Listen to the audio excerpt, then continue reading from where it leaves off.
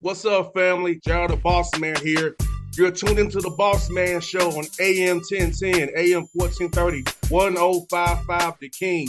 Let the King out at 105theking.com and the Bossman Show at bossmanshow.com. Hit me up on Instagram, The Bossman Show, Twitter at Bossman Show, and Facebook, Bossman Show. It's the Bossman on your radio. Listen to the Bossman Show with your host, JR, Saturdays at 9 a.m. right here on AM 1010, The King. What's up, good people? BetOnline is your number one source for all your betting needs. The latest odds, lines, and matchup reports for baseball, boxing, golf, and more. BetOnline continues to be the fastest and easiest way to place your wagers, including live betting and your favorite casino and card games available to play right from your phone. Head to the website or use your mobile device to sign up today and get in on the action. Remember to use your promo code BELIEVE, BLEAV, for your 50% welcome bonus on your first deposit. BetOnline, where the game starts. BS3 Network, changing the way you watch TV. Yes, BS3 Network, changing the way you watch TV, covering content and hot topics from A to Z, sports, music, society and culture, movie reviews, you name it, we have it. Check it out on bs3network.com or check us out on Roku, BS3 TV on Roku, as well as check out your favorite podcast on all podcast platforms or Spreaker.com/BS3 Network. You are now tuned to BS3 Network.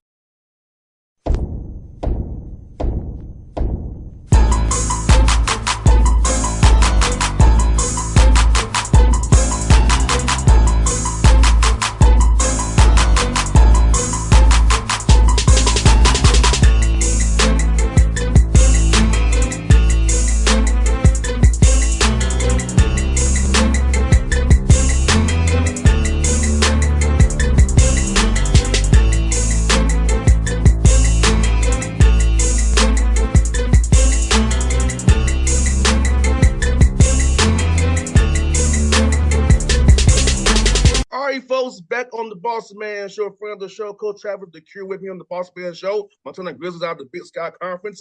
Coach looking good over there in the background. All them in the background behind Coach, you see him. Hey, Coach, how you doing, man? I'm doing great, I'm trying to find a new way to get some more of these. Yes, sir. Yes, sir. Coach, I must ask you, man, can you believe this? You go into your 10th season already being head coach in Montana? No, they say time flies when you're having fun. I just think time flies no matter what. Yeah, you got that right, man. And, you know, in this business that you're in and that I've been a part of for years, 10 years is a long time to stand in one place. You know, talk about the administration and the people at the support staff who helps you, because, you know, his business is fickle. Some guys get 2 years. Some guys get 3 at max. You've gotten 10, but you've won as well. But talk about that process as well, Coach.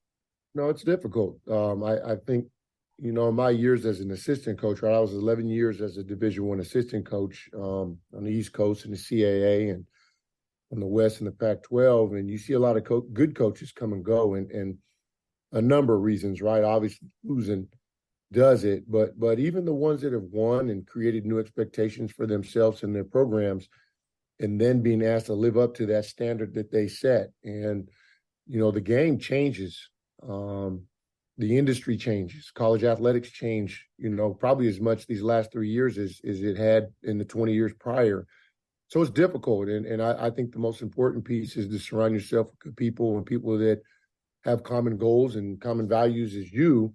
For me here, administration's been great. The community's been great. I played here.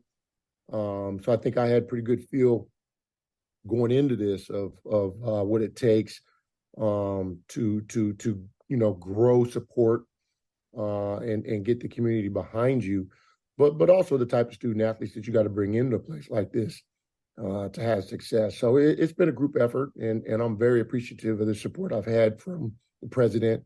I've had 3 presidents in my time here, really. but also my athletic director and the other associate ADs that helped me, make my dreams and aspirations come true. And what's great, coach, about it, you're good in football, you're good in men's basketball, so it all kind of translates to the community getting involved and getting that brand out there because the football team is doing great, you're doing great. Think about how Montana's becoming more of a national brand that's out just like Montana. Like, people know Montana's about winning, whether it be football or men's basketball. No, we've got a women's basketball coach that really should be in the Hall of Fame. Is probably more wins than any coach that's not in the Hall of Fame. I was here in the early 90s as a player, and I remember sellout crowds, men and women. Volleyball had it rocking, and then shortly after I graduated in '94, football wins a national championship, and then the evolution of the athletic department began. And so upon my return 20 years later, you're looking at 3 or 4 programs that expect to win championships every year, at least compete for them, and so it's been special to be a part of. And Coach, I'm curious, for you with the NIL and portal, has allowed you to get your hands on better high school players or better JUCO guys where the Power 5 schools are not looking at those guys. They want a certain type of guy, but you're able to get those JUCO guys with 2 or 3 years remaining, and those high school guys will get overlooked because they want more of a known commodity. We got to keep that a secret. Oh, okay, I got you. No, I feel that we have action at guys that may or may not be overlooked. I think we've got a couple really good freshmen this year that, in my opinion, could easily have been recruited Mountain West, Missouri Valley.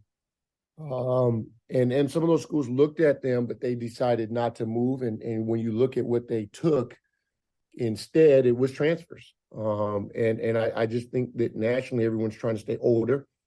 I think that it's a lot easier when you have NIL money to recruit out of the portal.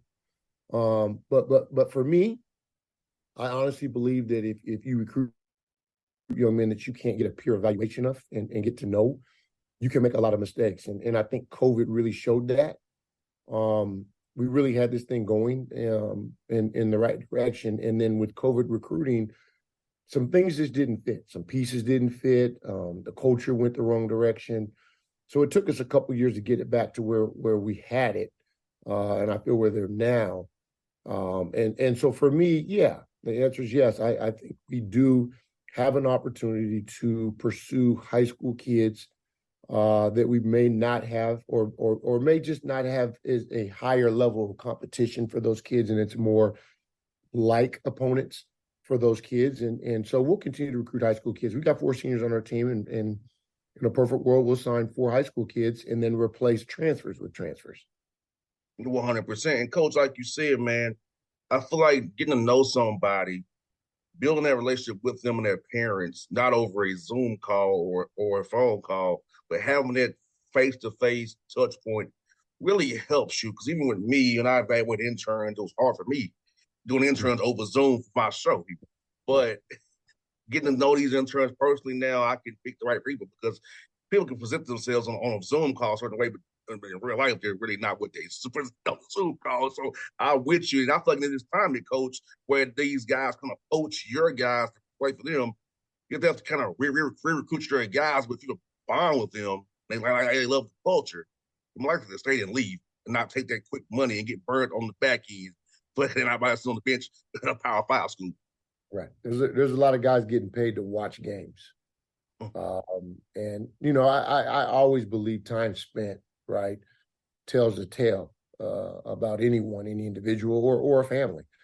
The thing for us when we've been successful is we recruited guys from our backyard that we had prior relationships with their community, right? Whether that's their AAU coaches, their high school coaches, and maybe sometimes even their parents.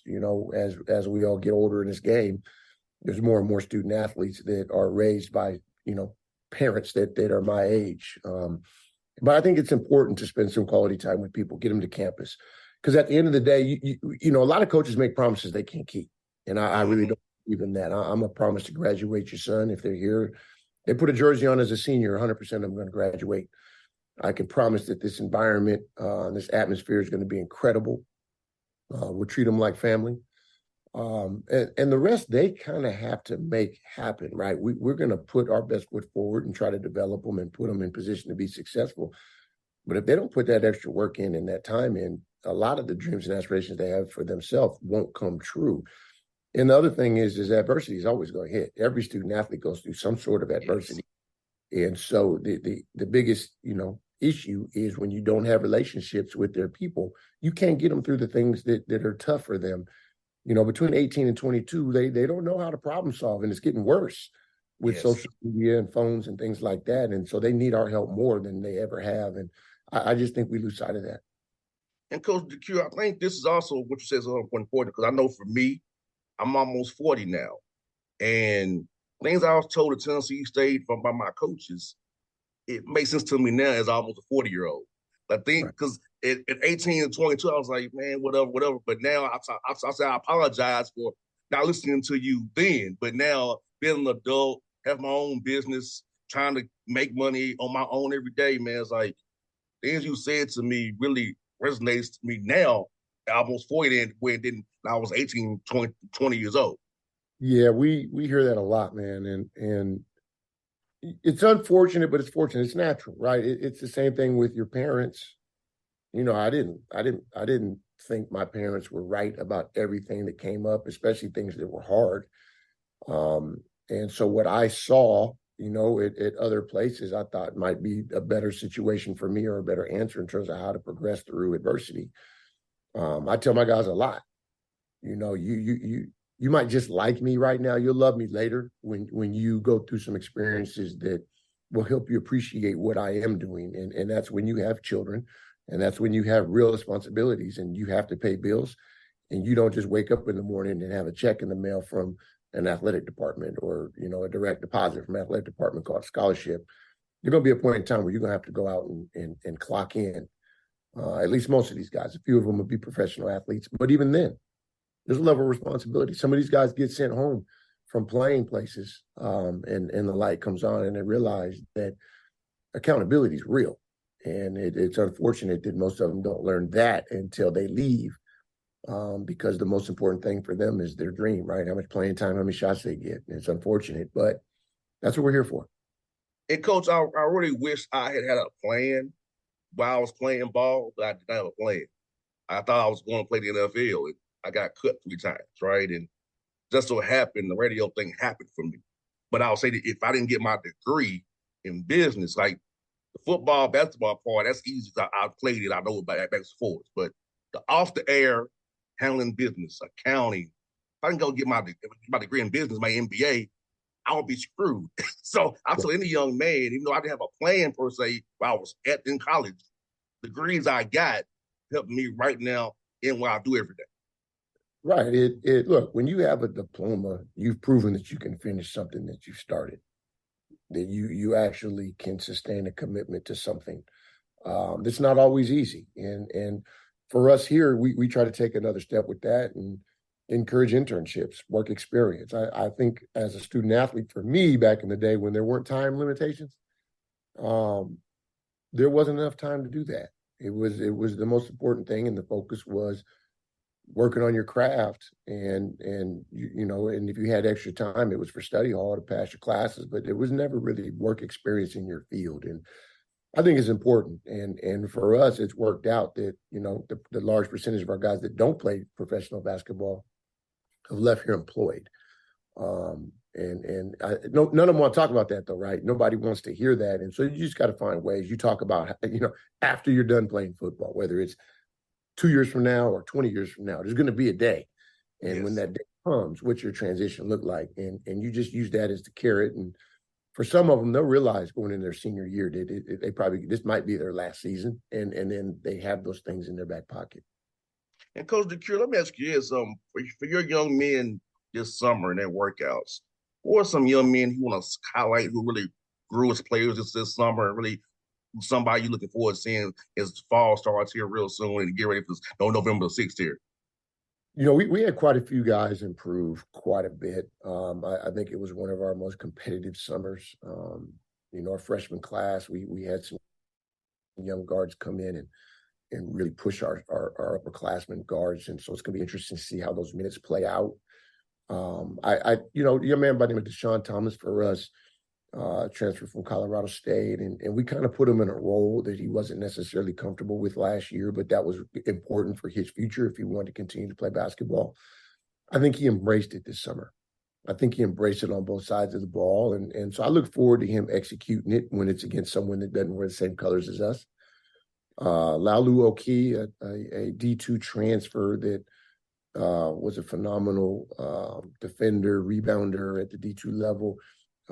Hit a wall early in his transfer last year as a junior. I think has really grown over the summer.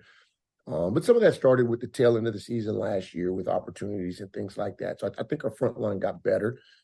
We got a young freshman by the name of Money Williams that won a state championship at Oakland. Went to Oakland High School, same high school as Damian Lillard. He really hit the ground running. I wouldn't say that he was the most improved guy over the summer. I think he was the most impactful guy this summer. And so those three really jump out. And then the rest of our upperclassmen are pretty steady Eddie, right? Some of them didn't have a lot of room for growth, just, going into year 4, year 5. But I think we improved our depth with our transfer recruits. I think we got a little tougher with our transfer recruits. And so, we're going to create some expectations for ourselves this year. So, DeCuire, as you all prepare for November the 6th, that how are you going to kind of play? Are you going to do I know you have still some talent limitation still, but how do you see yourself going about trying to just run up to November the 6th, kind of go between team drills versus still doing skill work for guys and still trying to, get it balance just right between individual and team stuff as you get ready to go into November here? You got to make time. I think, for us, we're going 4 days a week. Rather than use all of our 4 hours, we save anywhere for 60 to 90 minutes for skill work, whether that's individual or groups. We're doing some group work in our team deals as well. But when you have as many new faces as I have, you can't ignore the team concepts because that's where you really win games, right? Especially on the defensive side of the ball. So just trying to balance it. Right now, it's about a 50-50 split in terms of player development and team concepts, terminologies, and things like that on both sides of the ball. As we progress and we start our first official practice on the 26th of September, you got more time. And then at that point, it probably becomes about a 70-30 split with team to individual stuff. But you always have extra time to come in the mornings and in the evenings to get individual work. I do think it's important to improve throughout the year. And film doesn't lie. So once you start playing games, I think that's your best opportunity for growth because you can show guys on film what it looks like and where their success is and where their failures are. And let's work on those failures and play to the successes. I believe that guys that play to their strengths win a lot of games. And so that's really the thing we try to push for. And Coach, I know your birthday coming up here in November, man. So I hope you get the win for your birthday for sure coming up here. And also, Coach, I'm asking you, man, when you're not coaching, doing a great job, you know what I mean? Like, how do you decompress? I know, like, for me, it's big for me. I'm big on that, trying to get away from the radio a little bit and decompress. So how do you decompress when you're not at the school with these young men coaching them up, man? Family. When I'm in town with the guys, it's sharing my family with them, time together as a group, but a lot of time with my household. And anytime I get breaks, long weekends or, August vacation time, things like that, I go home to Seattle, spend a lot of time with my, the larger piece of my family. But really, it's family. I just think that that's the best way to decompress because that's really your stability. Now, Coach, are you excited for your Seahawks this year, man? The men from Seattle, are you excited for those Seahawks this year, man? I am. They worked under the radar last year. I think that's when it's the most fun, when nothing's expected of you and you overachieve. Now, obviously, there's going to be some expectations for that team a little more this year, but I'm excited to see what they get done. Now, Coach, I got one last one for you. How excited are you all in Seattle if the NBA's coming back most likely in 2 or 3 years? Because I feel like they got Jay Shaw up to Sonics. So how excited are you all to have with the Kraken now to see how they have the Mariners that have the Sonics pop coming back in 2 or 3 years, man, to boost Key Arena again? Well, Seattle's a sports town. The demand is high for basketball. I think people that follow it closely see that with Jamal Crawford's Summer League. The Summer League's always been good in terms of attendance and good players, but it's been great since the Sonics left. And I think that Jamal did a good job of embracing the absence of professional basketball and turning it into a positive for the community and sharing it with the community, right? But I think that that's a sign of what it would look like when we get a team back. So I'm excited to see it. Hopefully it's sooner than later. There's always rumors and expectations, and then things don't happen. So my fingers are crossed, but I'm not holding my breath. Now I got one more. I got one more for you, Coach. Now we hear a lot of the Hawks. We got Quinn Snyder, DeJounte Murray. So how much have you crossed paths with Quinn and DeJounte, them both being Seattle guys? Not a lot. I bumped into DeJounte a little bit, both from, south end of Seattle. So we know a lot of the same people. He grew up in some of the same areas I grew up. And so I followed him very closely. I actually recruited him to the University of California before realizing he really wanted to stay home, which was an incredible situation for him to be able to play for Lorenzo Romar. Quinn doesn't necessarily return as much. I think he's pretty busy in the communities that he's in. We went to the same high school, and so we share a lot of the same people as well. But cheering for both of them, enjoying the success of anybody from Washington, especially Seattle. No doubt, Coach. I definitely appreciate you coming on the show today, this morning, to chat with you, Coach. I'm wishing you the best luck this year in the big sky. Hopefully, we're talking in March after you go to the big dance, man. Let's do it. Appreciate you for having me. Anytime, Coach. Be safe, man. You do the same. All right. Okay. BS3 Network, changing the way you watch TV.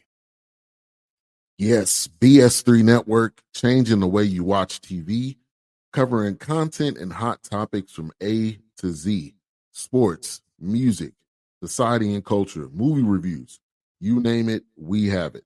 Check it out on bs3network.com or check us out on Roku, BS3 TV on Roku, as well as check out your favorite podcast on all podcast platforms or Spreaker.com/BS3 Network.